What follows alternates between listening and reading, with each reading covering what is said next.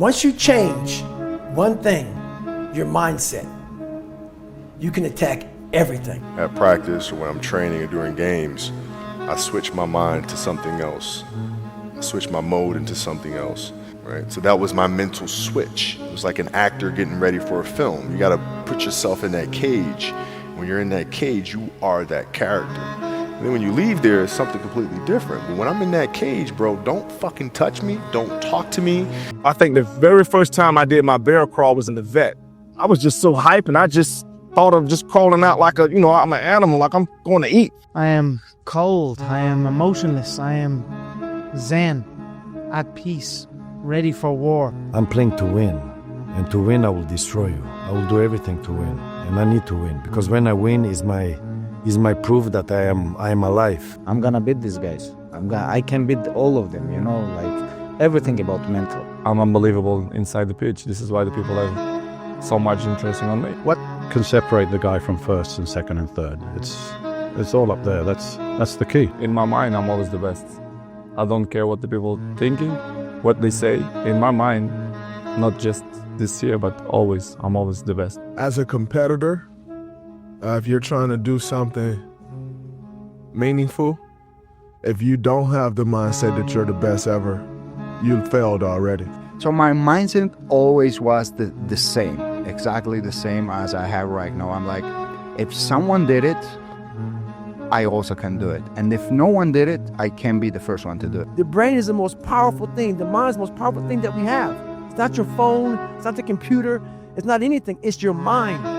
If you can tap into that, you can come from the daggone roots of hell and become such a great seed. A powerful seed that can grow into some great daggone garden. And people don't get that. It's all up here. The power and the magic's up here. I think if you want to be the best at something, I'm not talking being good, I'm talking about you want to be the best at something, and in every field, I think you need to be a little bit obsessed. I was never diagnosed, I never saw a psychologist for it, but I think I'm obsessive compulsive. I started becoming obsessed. It didn't happen that night on the couch. Over a period of time, I started becoming obsessed with studying, with weight, with being somebody, with making people who thought it was gonna be nothing kind of feel like shit. I became obsessed with, you have to make this right. And the only person who could do it is yourself. So I became obsessed with just being obsessed. So why am I in the fucking water right now at 3 o'clock in the morning? Well, when I was going through training, I used to hate night swims. They bothered me. When I retired, I said I'll never get back in the water again at nighttime. So guess what the I'm doing right now? Going for a swim at nighttime. Think about being better. People want to think that people that are mentally strong don't struggle. No, you do struggle. You always struggle, but you win every time. You make sure that you win every time, and you can win every time. But you gotta develop that ability to make yourself do the things you don't necessarily want to do, but you know you should. If you want to succeed, sometimes it's a necessary evil. You're gonna go through pain. Might be humiliated. You're gonna fail, but then have to go through that, man, in order to improve. And that's what I was ready to do, which is probably the case of other guys. So that the reason why I was successful is not because I think I was more gifted or I work harder. It's just because I was ready to do that sacrifice. I had to remind myself that these calluses on my hands come from hard work. And the second your hands get soft, everything else gets soft. Whenever you got I expect that. On every phase, God talking, we gonna dominate this thing. Respect is not given, it is earned, God talking. And people change off of hard work, dedication, sacrifice, and suffering. That's where that change comes from. If you resting and I'm working, I got you. Because in the heat of the battle, when it comes time for us to go head to head, you gonna gas before me. I really believe that. If I take my body through hell in training camp, and I'm tired and I'm aching, I'm pain, and I got all these pains, and I'm working through that, what can you possibly do to me to stop me from doing whatever I want with you? I already been through the fire. this is fun now. You know, my body was aching, hurting, and I was like, in my mind, you better keep going. Ain't no stopping. So in a fight, you know, if I get tired or if I get hurt or anything, you know, my instinct's gonna pop in. Oh, we been tired before. Then that second wind kick in, then it's, you know, kill or be killed. My thing is that I know how to win no matter what. We can start off, you could be up 1 round, you can be up 2 rounds, you can be up 4 rounds, you can be up 10 rounds, we can be going 12. I'm gonna get to you, I'll get to you. I was a little kid. I promised myself that I would never leave the gym a loser. I was playing football as a teenager, but this coach kicked me in the butt. I was playing football, I was a middle linebacker, he goes, boom, it was Platts, you're nothing, you'll never be nothing. I'm like, my whole world, oh my God. My coach told me, Coach Smith told me I'll never be nothing. From that day forward, I made a promise that I will give it everything I got. I'm ready to die for what I had to succeed. I have to give it everything I got. That way I'm a winner no matter what. It's exciting when you win, it's exciting when you lose, because the process should be exactly the same. Whether you win or you lose, as you go back and you look and you find things that you could have done better, you find things that you've done well that worked, you figure out how did they work, why did they work, and how can you make them work again. Yeah. And but the hardest thing is to face that stuff. Just think positive thoughts, be optimistic. There is no room for failure. There is no room for, you know, doubts and stuff like this. It's impossible. You are a human being. The difference, I guess, between the guys who are able to be biggest champions and the ones that are struggling to get to the highest level is the ability to not stay in those emotions for too long. So for me, it's really relatively short. So as soon as I experience it, I acknowledge it. I maybe, you know, burst, I scream on the court, whatever happens, but then I'm able to bounce back and reset. If you give up on your dreams, what do you have left? Nothing. I felt so great knowing where I was going, and I tell you, it worked. I mean, think about it. And at the end, I was just not visualizing just my exercise, but I was really lifting the trophy over my head. That's what I was thinking about. And with the age of 20, I went to London and I won the Mr. Universe contest as the youngest Mr. Universe ever. And it was because I had a goal.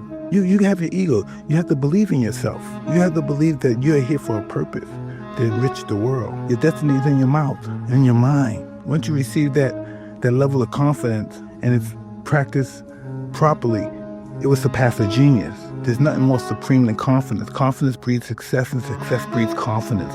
Applied properly, you're inconquerable. The hardest things are usually the best. If it's easy, leave it to somebody else. I mean, it's been a struggle some days, I'm gonna lie. Some days I'm like, man, this is tiring, this is hard. Now I embrace the hard, and I want that every single day. I don't ever want anything to be easy. I think whenever it's hard, like, you really, really, really deserved it. If it's hard and you get it done, you gave everything to it, that's yours. Nobody can take that from you. The constant grind and the feeling of never being good enough kept us working. I really learned on the days, the nights that we won championships, you think you want to go out and celebrate, you think you want to go out and party. But those days, you realize that you didn't win the championship on that day, on that night. You won a championship that day when you got up, when you had 2 games or 4 games at 5 nights. You went up, you went to practice every single day. That's when you became a champion.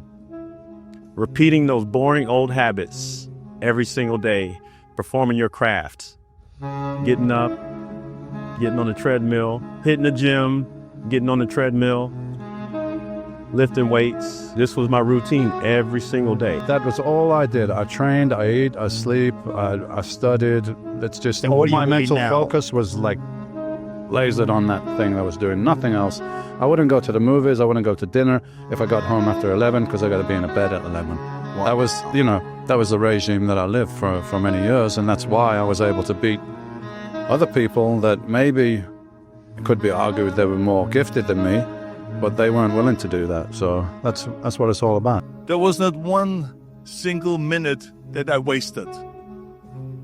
And this is why I'm standing here today. There is a difference between passion and obsession. And high performers have obsession about the topic, right? They are obsessed about the topic in which they're trying to learn, master, grow into. When you're passionate, everybody cheers you on. They're stoked for you. Oh, you found your passion? Awesome. Follow your passion. Live with passion. Be passionate. Chase your passions. Everything. Like passion, passion, passion, passion. When you're obsessed, they're like, why you gotta be so crazy? Why can't you be satisfied? Why do you always gotta get things so perfect? Why do you spend so much time here? When you're obsessed, people think you're nuts. So it's different. And it's like, I always tell people, if no one thinks you're crazy, you're not yet operating to the outer limits of your potential. You're not there yet. Because somebody in your life should say, man, you really care about this in like a crazy way. As you all know, it's a hot nice heat wave. Mother Nature's a pissed off but guess what? So am I. So who gives a fuck? Today I was running, and this guy passes me in the car. It's about 100 degrees out here, 70% humidity. And the guy comes back around and looks at me. He pulls his car by me and says, why the f are you out here? I said, because you're not.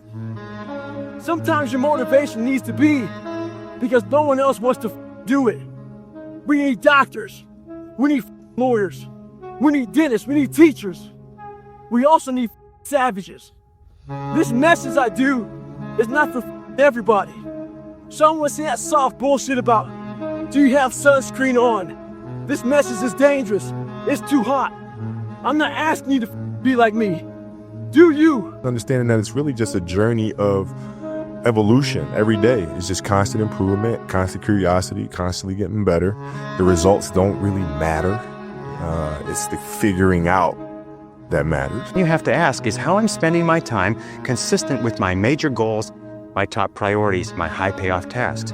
And you'll find that it's not. And you'll also find that you feel frustrated and you feel stressed if you are not working your time on the things that you're supposed to do. So keep measuring your time, logging your time, analyzing your time. How am I spending my time? Am I spending my time on the things that are important to me? Am I spending my time on the things that give me a big payoff? And if you're not, keep adjusting and modifying your schedule. A very interesting point with regard to the time log is that self-discipline is critical. You've got to discipline yourself and you've got to measure and analyze your time every single day or you slip off it again. Self-discipline is everything. If you don't have it, I don't look at you right because I know you're capable of more. It's not discipline so much for me. It's all on you. It's all on you. The self part is what's big. We need someone to hold people accountable. That shit, man. That shit. We count on people too much to get us through shit. And we look to our right, we look to our left, we're looking for help. And if you can build that self, you can build that total accountability in oneself. And it's not about being selfish. I'm trying to create a better me. So hopefully people who are hearing this are taking it the right way can say, I can run a mile. It ain't about running 205 miles, doing 4 hours, being in the city. It ain't about all that shit. Shit doesn't matter. I want you to see how far you can go. And that's all it's about, yourself. And that's where it all comes from. Success, guys, is a very, very lonely road, man. Very few people are willing to endure the pain, the sacrifice, the due diligence to be successful. It's an uphill battle. And along that road, you're not going to see too many friends. You're going to see your shadow most often. You got to trust in the heart of hearts. Inside what you're doing, what you believe in is a worthy cause, a winnable fight. See, the thing is, for many people, they've tried the same path you're on, and they failed. As you walk this journey, you're going to see carcasses all over the place of people that didn't quite have it. I should inspire you because you got further than that person and that person. But you're not looking to get further than them, you're looking to finish. Championships aren't won in the theater of the arena. They're won in the thousands of hours in the training room, in the labs, in the 5 a.m. runs, and then training when everyone else is sleeping. That's when it's won. The heart of a champion is a light switch that's always on. It doesn't go on and off when someone's watching. It's constant. It's how you look at something. If your name's attached to it, that you do it right, the best of your ability every single time. But the finished product is the easy part. The games, like I can literally play in the games in my sleep. It's like the working out at 5, 6 a.m. and then all the practices and all the extra conditioning, like that's the hard part. But when push comes to shove, when I'm in the fourth quarter and it's 2 minutes left to go, I know how much I train. I know how tired I've already made my body. This is nothing. And so I can get through it. That work that you do every single day is key, because that's what you're gonna be able to fall back on. And that's what you're gonna be able to like rely on when push comes to shove. So every single day, like I said, I love it. I love to work out, wake up and train early, eat right, break my body down and then rest and build it back up and do the same thing over again. And so understand that when you're trying to avoid the pain, when you're trying to avoid the struggle, when you're trying to avoid the hard things in life, you are actively choosing to be average. You are actively choosing to be mediocre. And you are actively choosing to move further away from what you want in life. Because that hardship and that pain and that struggle and that frustration, they give you the skills that will forge you into a motherfucking champion. All right, so remember that shit when you try to take the easy route. The easy route never pays well. The only route in life that pays well is the hard route, the struggle, the pain, the frustration, and the overcoming of those things. And not only do they pay, they fulfill you as well. Because it shows the people around you. It shows your kids. It shows your brothers, your sisters, your friends, your community, what is possible. And there's nobility in that. So the question is about winning. Are you willing to sprint when the distance is unknown? And why chase this thing called winning? Because the only thing that's guaranteed in life, if you don't chase it, is losing. Promise yourself. Promise yourself you'll be the best person you can be. That is what makes you train. That is what makes muscles grow. Nobody knows the secret. That